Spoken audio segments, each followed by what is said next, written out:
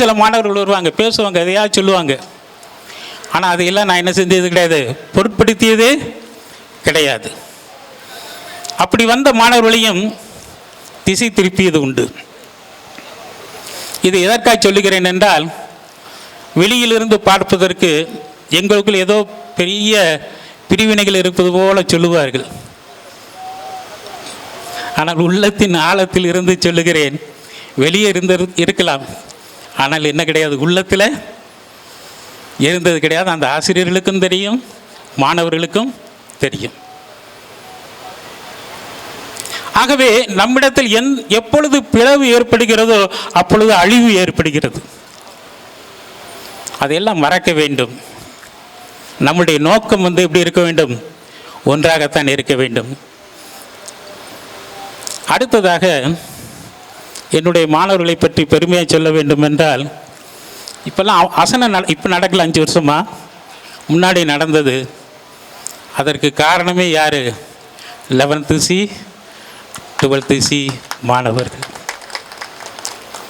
எப்படி என்றால், Gerald father பிரதராக இருந்தார், அவர் ஃபாதர் ஆனார். அவருக்கு இதே மேடையில் தான் ஆர்டினேஷன் வழங்கப்பட்டது. அப்போ அவருக்கு என்ன செய்தோம், இரவு விருந்து வந்து வருகிறவர்களுக்கு தயாரித்து கொடுக்க வேண்டியதாக இருந்தது. யார் பந்தி பார்ப்பது பிரச்சனை இருந்தது. அப்போ அந்த பொறுப்பு முழுசும் யார் எடுத்துக்கொண்டார்கள்? 11th C 12th C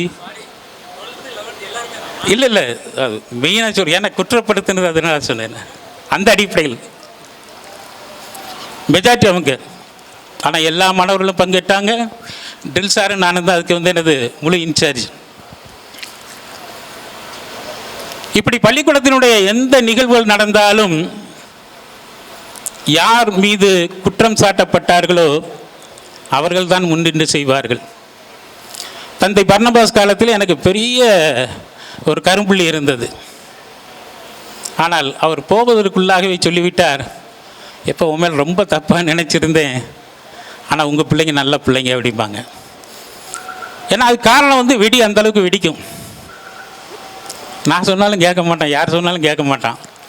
ஆனால் வெடித்து முடித்ததுக்கப்புறம் வருவான், அழுதுட்டு வருவான். அப்புறம் நான் அவனை அப்படியே எங்கே அடிப்பிடுவேன். நான் கூப்பிட்டு போனால் சரி இருக்காது, நீ போய் சார்கிட்ட போய் என்ன செஞ்சிரு, சரண்டர் ஆயிரு. இப்படி தான் அனுப்பியிருக்கிறேன். அதனால் இந்த அடிப்படையில் தான் மாணவர்கள் எனக்கு செல்ல பிள்ளைகளாக இருந்தார்கள். எவ்வளவு தவறு செய்தாலும் என்னிடத்தில் உண்மையை சொல்லி விடுவார்கள். கடைசியில் அந்த உண்மை தெரிஞ்சிடும். 11th ஒருத்தர் டெஸ்க்கு உடைச்சான், 12th படிச்சுட்டு இருக்கும்போது ஒரு நாள் வந்தான், ஒப்புரவுங்கிற ஒரு மறைக்கல்வி பாடம். அப்போ அந்த பாடம் நடந்துட்டு இருக்கும்போது முடிஞ்சதுக்கப்புறம் சொன்னால், சார் நான் செஞ்ச பாவம், இந்த டெஸ்க்கு உடைஞ்சது பாருங்கள், நீங்கள் கண்டுபிடிக்க முடியல, அதை செஞ்சது நான் தான், என்னை மன்னிச்சிருங்க சார் அப்படின்னு சொல்லி கேட்பான். அதான் என்னிடத்தில் யாருமே இந்த பொய்யை சொல்லவே முடியாது. ஒரு நாள் இல்லாட்டி ஒரு நாள் என்ன செஞ்சிருவான், உண்மையை சொல்லி விடுவான். ஆக இதைத்தான் நான் செய்தேனே ஒழிய பெருசாக ஒன்றும் செய்யலை. அடுத்ததாக மாணவரிடம் நானே நிறைய கற்றுக்கொண்டு இருக்கிறேன்.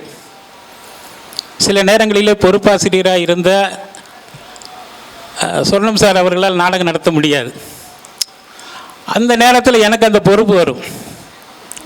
அப்போ அந்த நேரத்தில் எப்படி செய்ய, நான் தனியாக ஒரு ஆளாக தான் இருப்பேன். உதவிக்குன்னு சொல்லுவாங்க, நான் யாரோ எந்த அளவுக்கு வந்தாங்கிறது அவங்களுக்கு தான் தெரியும்.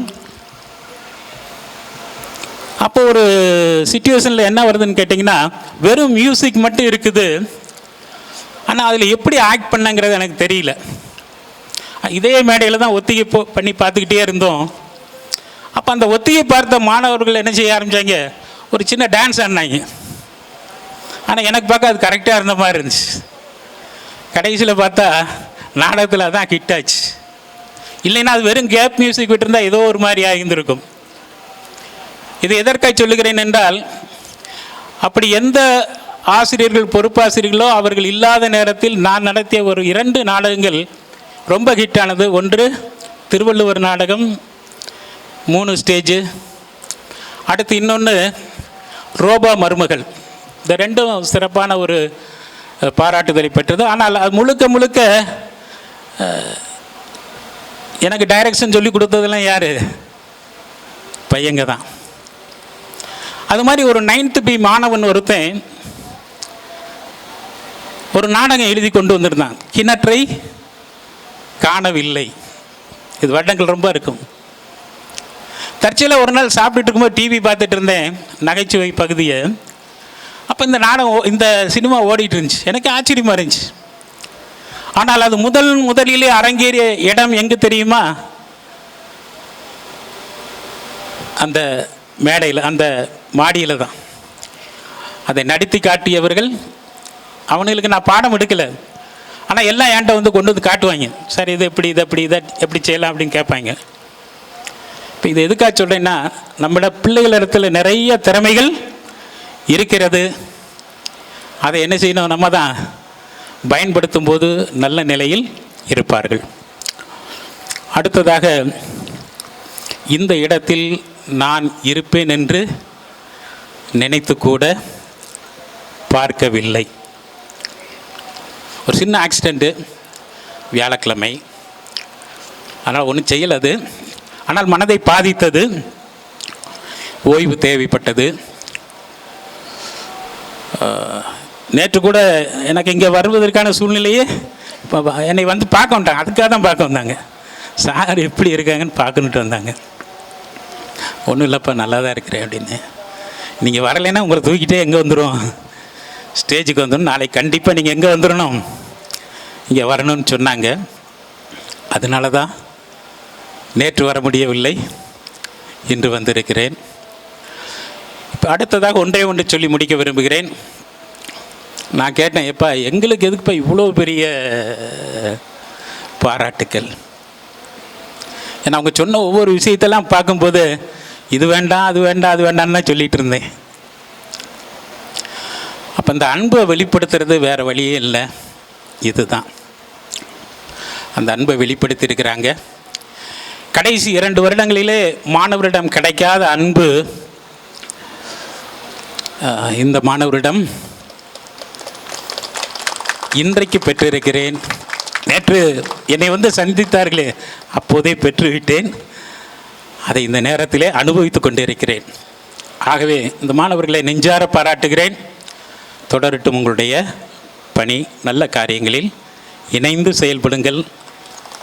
எல்லாம் நல்லதே நடக்கும். நன்றி, வணக்கம். தேவதாஸ் சார் 12th C மாணவர்களுக்கு தேவதாஸ் எல்லாரும் நீக்கி எங்களை.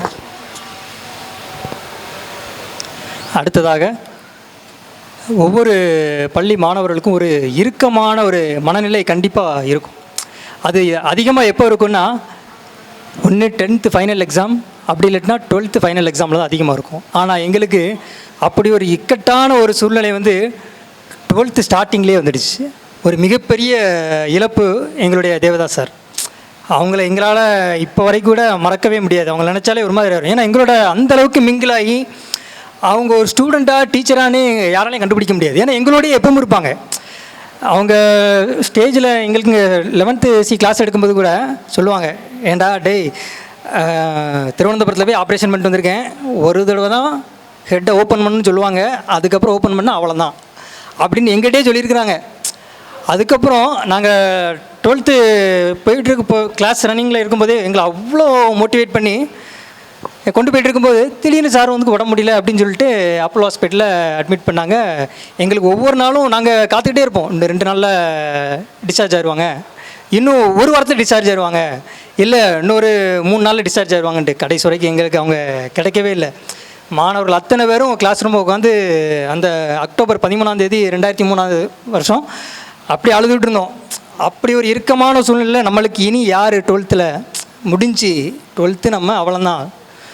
அப்படி ஒரு இக்கட்டான சூழ்நிலையில் நான் இருக்கேன்டா அப்படின்னு சொல்லிட்டு எங்களை கை கொடுத்து அப்படி தூக்கி நிப்பாட்டினது யாருன்னா எங்கள் ஜெகன் சார் தான். அவங்கள இந்த நேரத்தில் எங்களால் கண்டிப்பாக மறக்கவே முடியாது. ஏன்னா எங்களை படிக்கிறதுக்கான ஒரு அட்மாஸ்பியரே இல்லை எங்கிட்ட. மனநிலையும் சரி, கரெக்டான சூழ்நிலையும் சரி, எங்களுக்கு அந்த மாதிரி ஒரு அட்மாஸ்பியரே இல்லை. அக்கௌண்ட்ஸ் எப்படி படிக்கிறதுன்னு தெரில. ஸ்டார்டிங்லாம் என்ன செய்யணும்னு சொல்லி முருகன் சார்ட்டெல்லாம் போய் கிளாஸ் எடுத்தோம், ஒன்றும் புரியல. எனக்கு அப்படி கஷ்டமாக இருந்துச்சு. எங்களுக்கு என்ன செய்யனே புரியாமல் இருந்தோம். எங்களை வீட்டில் கூட்டு போய் கடைசி வரைக்கும், அதாவது